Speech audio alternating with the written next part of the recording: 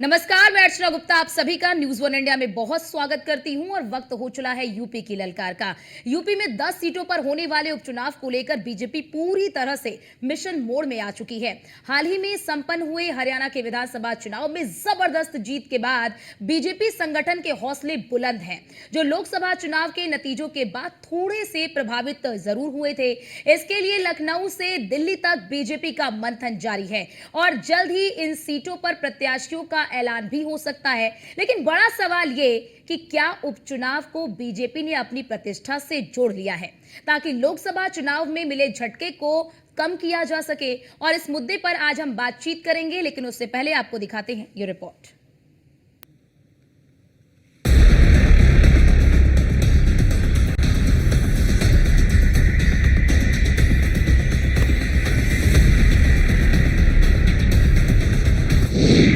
उपचुनाव के रण में बीजेपी ने किया महाप्रण। 10 सीटों पर विजय की रणनीति। लखनऊ से दिल्ली तक मंथन। उपचुनाव को लेकर बीजेपी इतनी ज्यादा संजीदा शायद कभी नहीं रही जितना फिलहाल दिखाई दे रही है। लोकसभा चुनाव में अपेक्षाकृत अच्छा प्रदर्शन नहीं कर लेने वाली बीजेपी ने उपचुनाव को अपनी प्रतिष्ठा से जोड़ दिया है। यही वजह है कि न केवल मुख्य रणनीतिकार की भूमिका में खुद सीएम आ चुके हैं, बल्कि 30 मंत्रियों की भारी भरकम फौज भी मैदान में उतर चुकी है। गहन विचार विमर्श के बाद सभी 10 सीटों के लिए नाम केंद्रीय नेतृत्व को भेजे गए। सूत्रों के मुताबिक एक सीट पर 3 नाम भेजे गए हैं। अंतिम फैसला इन्हीं 3 नामों में से किया जाएगा। नामों के चयन में जातीय और क्षेत्रीय समीकरणों का भी ध्यान रखा गया है। किसी भी सिफारिश नाम से लिस्ट में दूरी बनाई गई है। बीजेपी का प्रयास हर सीट पर योग्य और जिताऊ प्रत्याशी देने का है। असल में उपचुनाव इसलिए भी अहम है क्योंकि इनसे बीजेपी ये संदेश देना चाहती है कि असल में लोकसभा चुनाव में विपक्ष की जीत तुक्का थी। ऊपर से हरियाणा चुनाव में जिस तरह से जाति का तिलिस्म टूटा है, उससे बीजेपी खासी उत्साहित है। यही वजह है कि उपचुनाव में क्लीन स्वीप के लिए बीजेपी हर दांव आजमा रही है। उपचुनाव में बीजेपी 7 सीटों पर तो मजबूत स्थिति में है, लेकिन 3 सीटों पर बीजेपी की चुनौती बहुत बड़ी है। ये 3 सीटें हैं कुंदर की, मिल्कीपुर और अखिलेश की छोड़ी सीट करहल। मीरापुर की सीट बीजेपी सहयोगी आरएलडी को देगी, ये लगभग तय है। बीजेपी और विपक्ष दोनों के लिए उपचुनाव कड़ी अग्नि परीक्षा साबित होने वाले हैं, क्योंकि इसके नतीजों से निकला संदेश 2027 के लिए राजनीतिक जमीन तैयार करेगा। यही वजह है कि बीजेपी ने इसकी तैयारियों में अपना सब कुछ झोंक दिया। Bureau report, news one India. तो ये रिपोर्ट हमने आपको दिखाई कि किस तरह से जो यूपी में विधानसभा के उपचुनाव होने वाले हैं वो किस तरह से बीजेपी के लिए प्रतिष्ठा का सवाल है। और यही वजह है कि बीजेपी फूंक फूंक कर कदम रख रही है और आज दिल्ली में भी मंथन हो रहा है, जिसमें ये माना जा रहा है, ये संभावना जताई जा रही है कि आज हो सकता है कि प्रत्याशियों का जो नाम है वो फाइनल हो जाए, क्योंकि लोकसभा के चुनाव में मिली हार के पीछे एक बड़ी वजह प्रत्याशी चयन रहा कि उन प्रत्याशियों को भी टिकट दिया गया जिन्हें लेकर जनता में नाराजगी थी, और एक बड़ी वजह ये निकली थी प्रत्याशी चयन को लेकर। और यही वजह है कि प्रत्याशी चयन पर काफी सतर्कता बरती जा रही है। जैसा कि हमने आपको इस पूरे रिपोर्ट में भी दिखाया कि एक सीट के लिए 3 उम्मीदवारों का नाम जो है उस पर चर्चा की जाएगी और फिर उन्हीं तीनों में से एक का नाम फाइनल किया जाएगा। एक पूरी टीम उतारी गई है। 30 मंत्रियों की टीम जो है वो मैदान में, मुख्यमंत्री योगी आदित्यनाथ उसमें खुद शामिल हैं और उन टीमों को मैदान में उतार दिया गया है। खुद मुख्यमंत्री योगी आदित्यनाथ जो महत्वपूर्ण सीटें हैं उन सीटों की जिम्मेदारी मुख्यमंत्री योगी आदित्यनाथ ने अपने कंधों पर उतार ली है, अपने कंधों पर उन्होंने ले रखी है। अब बड़ा सवाल यहां पर ये कि कई सीटों पर बीजेपी तो मजबूत स्थिति में है, लेकिन कुछ सीटें ऐसी भी हैं जहां पर बीजेपी की स्थिति कमजोर है।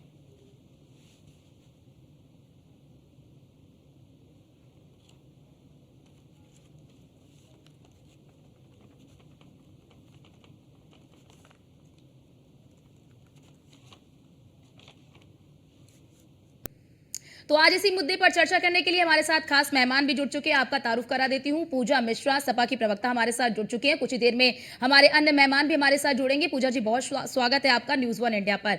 लेकिन पूजा जी, यहां पर बड़ा सवाल ये, एक तरफ हरियाणा में जिस तरह के परिणाम सामने आए हैं वो बीजेपी को उत्साहित कर देने वाले हैं, तो कहीं ना कहीं दूसरी तरफ जो इंडी गठबंधन है उन्हें कह लीजिए उनके लिए निरुत्साहित कर देने वाले हैं। तो क्या लग रहा है कि बीजेपी की तैयारी को टक्कर दे पाएंगी आप लोग उत्तर प्रदेश में उपचुनाव में?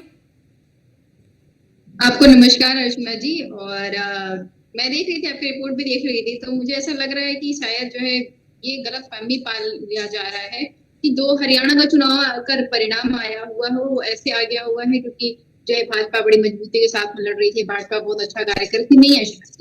भाजपा ने जो 6 महीने जो कार्य किया ना, जो अपने मुखट्टर जी को हटाया, नैब सैनी जी को बनाया, उनको पता था कि जो है जब हमसे जो है नाराज चल रही है जो जाट समाज है, तो जाट समाज के मुख्यमंत्री को ही हटा दो क्योंकि तो हमारे पास है ही नहीं है। फिर जो है मवेशी का खेल लेते हैं कि पिछड़ा खेलते हैं, उनके मुख्यमंत्री बनाते हैं। और हाँ, कहीं हद तक ये डिनाई नहीं किया जा सकता कि जो वहां पे कांग्रेस को हार का सामना करना पड़ा वो उनके जो है ये कोई कुछ भी कहे, लेकिन वहां पे हारने का जो कारण है वो जो है आपके हुड्डा जी और सरदा जी के बीच में जो तनाव चल रहा था उसका भी परिणाम है। क्योंकि आपको पता है कि 18 सीटें ऐसी नहीं जहाँ पे हार जीत का मार्जिन महज 500 रहा है। तो ये जो है भाजपा का जीतना मैं नहीं मानती हूँ, क्योंकि इनका तो वोट परसेंटेज अगर देखा जाए तो वोट परसेंटेज में कांग्रेस ज्यादा है एज कम्पेयर टू भाजपा। अब मैं बात कर लेती हूँ उत्तर प्रदेश की जो बाई इलेक्शन होने हैं। देखिए, जब अभी पूरे देश में चुनाव हुआ 2024 में और भाजपा जो है अच्छा परफॉर्म भी की है। पूजा जी, जब हम कमजोरी को भापेंगे नहीं, आपने जिक्र किया, पूजा जी मैं बीच में टोकूंगी आपको। आप कह रही हैं कि बीजेपी पहले ही भाप चुकी थी कि एंटी इनकम्बेंसी फैक्टर है, बीजेपी पहले ही भाप चुकी थी, कमजोरी है। तो ये तो चुनाव की रणनीति होती ना, बिना कमजोरी की भाप पे आप कैसे काम करेंगे? ये तो रणनीति है, ये तो बीजेपी की रणनीति है। तो मैं उसी पे तो आ रही हूँ कि वो हाँ, ये मैंने क्या बोला कि उनके जीतने कारण ये है, ये नहीं है तो कार्य कर लिए हुए हैं, उनको जो है मिल गया हुआ है मंत्र कि नहीं अब इसी तरीके से चुनाव जीत सकते हैं, ये नहीं है। उत्तर प्रदेश की मैं बात करूं तो उत्तर प्रदेश में 2024 का जब एमपी का इलेक्शन हो रहा था तब भी भाजपा जो है पूरी तरीके से तैयारी चल रही थी, लेकिन उसके बावजूद भी समाजवादी पार्टी तीसरी सबसे बड़ी पार्टी हुई देश की और 43 सीटें जो है समाजवादी पार्टी ने उत्तर प्रदेश में इंडिया अलायंस ने जीती। वो जीतने का कारण ये था क्योंकि हम जनहित के मुद्दों को लेकर के चल रहे थे। और अभी भी जो है 30 मंत्री लगे हुए हैं, माननीय मुख्यमंत्री जी 2 सीटों को देखेंगे, माननीय डिप्टी सीएम 2 सीटों को देखेंगे। ये देखने के बाद भी जब तक आप जनहित में कार्य नहीं करेंगे आप चुनाव नहीं जीतने वाले हैं। 10 सीटों पे समाजवादी पार्टी इंडिया में बहुत स्ट्रॉन्ग है। हमने 2024 में भी किया होता कि हम अपने प्रत्याशी बिल्कुल पहले क्लियर कर दिए होते, हम जब धरातल पर उतर आए हुए थे, जब आप बैठ करके रणनीति बनाया जाता है। आपको पता है कि बाई इलेक्शन उत्तर प्रदेश का क्यों टलता चला गया, अब जाकर के होगा 6 महीने 5 महीने तो हो ही गया अक्टूबर में, अब तो होना ही है, 6 महीने हो जाएंगे। वो इसीलिए क्योंकि भाजपा को लग ही नहीं रहा कि तैयार है उत्तर प्रदेश में बाई इलेक्शन के लिए। तो उत्तर प्रदेश की अगर बात करेंगे अर्चना जी, तो उत्तर प्रदेश में भाजपा का दूसरा टर्न चल रहा है और इतने कृत्य किए हुए कि जनता इनके साथ में नहीं है। और ये कुछ भी कर ले, जो समाजवादी पार्टी है, इंडिया अलायंस है, हम धरातल पर हैं, जनता के बीच में हैं और जनता हमें जो है पसंद कर रही है, वो हमें ही वोट करेगी। जितनी भी 6 सीटें भी क्लियर हुई हैं, देखा जाए उसमें 4 सीटें तो पहले से हमारी तो थी। क्या ये माना जाए, ठीक है पूजा जी, आप कह रही हैं कि उत्तर प्रदेश में उपचुनाव के लिए इंडी गठबंधन बिल्कुल तैयार, तो क्या ये कहें कि जो एक अति आत्मविश्वास हरियाणा में कांग्रेस में दिखा गया वही अति आत्मविश्वास यूपी उपचुनाव को लेकर दिख रहा है इंडी गठबंधन में? आपको क्या लग रहा है? मैं आपसे जो है इंटरेक्ट कर रहा हूँ, लग रहा है मेरे अंदर आत्मविश्वास है। आप बताइए, आप लोग आप कह रहे हैं ना कि हम जमीन पे है, अति आत्मविश्वास हमारे, ना तो ओवर कॉन्फिडेंस है ना अंडर कॉन्फिडेंस। हमें तो पता है पूजा कि जी, हम ये कार्य जो कर 6 रहे हैं। सीटों पर, ठीक है पूजा जी, जिन 6 सीटों पर सपा ने प्रत्याशी का ऐलान कर दिया है, क्या वो माने सपा के प्रत्याशी या फिर इंडिया अलायंस के प्रत्याशी, क्या माने उन्हें? इंडिया अलायंस के प्रत्याशी माने। आप लोगों ने तो आप कांग्रेस से जब से बिल्कुल सलाह सवाल पूछा मशवरा जा रहा नहीं है तब से किया। हम कहते हैं कांग्रेस के तो कई बड़े नेताओं ने ये कहा कि तो हमें मालूम ही नहीं है कि प्रत्याशी उतारा गया है। ये तो नहीं कहा ना कि गठबंधन में नहीं है। हम्म। हाँ, वो प्रत्याशी कैसे आपको पता है उतारा गया, वो कह रहे नहीं उतारा, उनको नहीं पता है। हम्म। ये उनका, आपने उनके साथ बयान को भी नहीं देखा। उन्होंने कहा कि जो इंडिया गठबंधन के कोऑर्डिनेशन कमिटी है, उनके पास और जानकारी होगी। तो ये इंडिया अलायंस में अगर 10 पे समाजवादी पार्टी लड़ती है ना, तो भी इंडिया अलायंस ही लड़ रही है। अगर 9 पे समाजवादी पार्टी लड़ती है, 1 पे कांग्रेस लड़ती है, तो भी इंडिया अलायंस लड़ रही है। तो इंडिया अलायंस में 6 प्रत्याशी भी घोषित हुए हैं, वो भी इंडिया अलायंस के ही घोषित हुए हैं। और 6 में से आपको पता ही है अर्चना जी, 4 सीटें हमारी थी। अगर फूलपुर की मैं बात करूं तो फूलपुर जब 2022 में भी भाजपा जीती थी तो महज 1500 वोटों से जीती थी। और अभी लोकसभा के चुनाव में भले लोकसभा का प्रत्याशी जो है इनका वही 3 या 4000 से जो है जीते हुए हैं, पर फूलपुर विधानसभा विधायक जी, क्योंकि वो विधायक यहीं के थे, तो विधायक जी जो है अपनी विधानसभा बुरी तरीके से हारे हैं। ऐसा नहीं कि कोई कम मार्जिन से हारे हैं। तो जो बाई इलेक्शन में भी इसीलिए हमने प्रत्याशी पहले घोषित कर दिया, क्योंकि हमें जानकारी है कि जनता के बीच में आप नहीं है और हम जनता के बीच में हैं। हमारा प्रत्याशी पहले से अपना जाकर के जनता के बीच में इंटरेक्ट करता रहेगा, उनकी प्रॉब्लम को सुनते रहेंगे। तो ये जाकर के परिणाम भी जो है हमारे हक में आएंगे। हम ओवर कॉन्फिडेंस, अंडर कॉन्फिडेंस दोनों ही नहीं है। हम कॉन्फिडेंस है क्योंकि हम जनता के बीच में हैं। ठीक है, ठीक है, आपके पास आते हैं पूजा जी। हमारे साथ हमारे संवाददाता पीयूष भी दिल्ली से जुड़ चुके हैं, क्योंकि आज दिल्ली में एक बड़ी बैठक होने वाली है। पीयूष, जरा ये बताइए कि अब तक कौन कौन पहुंच चुका है? सीएम योगी आदित्यनाथ पहुंच चुके हैं, दोनों डेप्यूटी सीएम पहुंच चुके हैं, और कितनी देर में ये बैठक शुरू होगी? बिल्कुल, अगर हम बात करें तो भारतीय जनता पार्टी आज एक बड़ी बैठक करने जा रही है और भारतीय जनता पार्टी के राष्ट्रीय अध्यक्ष जेपी नड्डा के आवास पर यह बैठक होगी। उत्तर प्रदेश के लिहाज से अगर हम बात करें तो दोनों डिप्टी सीएम के अलावा उत्तर प्रदेश के मुख्यमंत्री योगी आदित्यनाथ और जो यूपी बीजेपी के प्रदेश अध्यक्ष हैं भूपेंद्र चौधरी, वो इस बैठक में मौजूद रहेंगे। इसके साथ ही ये भी जानकारी मिल रही है कि जो प्रदेश के संगठन के मंत्री हैं धर्मपाल सिंह, उनकी भी मौजूदगी रहेगी। इसके साथ ही राष्ट्रीय स्तर पर बात करें तो भारतीय जनता पार्टी के राष्ट्रीय अध्यक्ष की अध्यक्षता में चूंकि ये बैठक शुरू हुई होगी, इसके अलावा गृह मंत्री अमित शाह और जो संगठन के राष्ट्रीय महामंत्री हैं बीएल संतोष, उनकी मौजूदगी रहेगी। चूंकि उत्तर प्रदेश में 10 सीटों पर उपचुनाव होने वाला है और भारतीय जनता पार्टी लगातार फूंक फूंक कर कदम रख रही है और यही कारण है कि एक महत्वपूर्ण बैठक हाल फिलहाल में भी उत्तर प्रदेश में हुई थी। हालांकि उत्तर प्रदेश सहित एक राजस्थान की भी बैठक आज भारतीय जनता पार्टी के राष्ट्रीय अध्यक्ष जेपी नड्डा के आवास पर होने वाली है। यानी कि जहां जहां पर उपचुनाव होने वाले हैं वहां पर उसको लेकर यहां पर मंथन किया जाएगा। उत्तर प्रदेश इसलिए महत्वपूर्ण है क्योंकि आपने देखा होगा कि उत्तर प्रदेश में लोकसभा के जब चुनाव हुए और भारतीय जनता पार्टी को पहले के मुकाबले कम सीटें मिली, उसके बाद कहीं ना कहीं अब भारतीय जनता पार्टी की यही कोशिश है कि सिंगल सीट पर भी उपचुनाव में नुकसान ना हो। यही कारण है कि लगातार बैठकों का जो दौर है वो जारी है।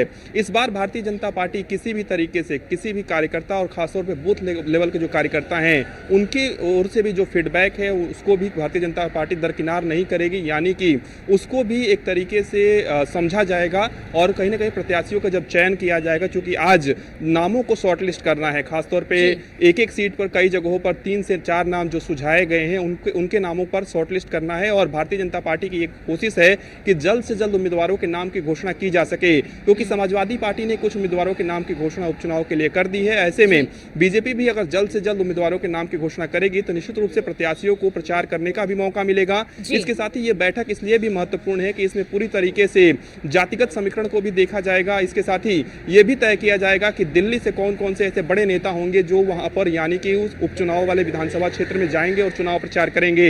इसके साथ ही अगर हम बात करें तो भारतीय जनता पार्टी की इस बार ये कोशिश रहेगी कि अगर एनडीए के जो घटक दल हैं उनकी ओर से जो सीटें मांगी जा रही हैं या मांगी जाएंगी तो कितनी सीटें एनडीए के घटक दलों को देनी है, कितनी सीटों पर बात बनेगी, इसको लेकर भी यहाँ पर मंथन किया जाएगा। तो निश्चित रूप से उत्तर प्रदेश में उपचुनाव होने वाले हैं 10 सीटों पर, उसको लेकर एक बड़ी बैठक दिल्ली में होने जा रही है और इस बैठक में तमाम जो फीडबैक है वो जो यूपी बीजेपी के पदाधिकारी हैं वो भी देते हुए नजर आएंगे। और प्रत्याशी चयन को लेकर बीजेपी काफी सतर्क नजर आ रही है, क्योंकि सबसे ज्यादा जो नुकसान हुआ था लोकसभा के चुनाव में बीजेपी को, और एक बड़ी वजह जो निकलकर सामने आई थी वो प्रत्याशी चयन को लेकर ही निकलकर सामने आई थी। आप हमारे साथ बने रहिए। पूजा मिश्रा भी लगातार हमारे साथ बनी हुई हैं, सपा की प्रवक्ता हमारे साथ हैं। पूजा जी, क्योंकि देखिए अब बीजेपी बड़े ही सतर्कता अपना रही है प्रत्याशी चयन को लेकर। आप लोग पीडीए की बात करते हैं, लेकिन जो आप लोगों ने 6 सीटों पर उम्मीदवार उतारे हैं उसमें सारे पीढ़ी आपके परिवार के ही हैं, सभी पीढ़ी जो परिवारवादी ही हैं।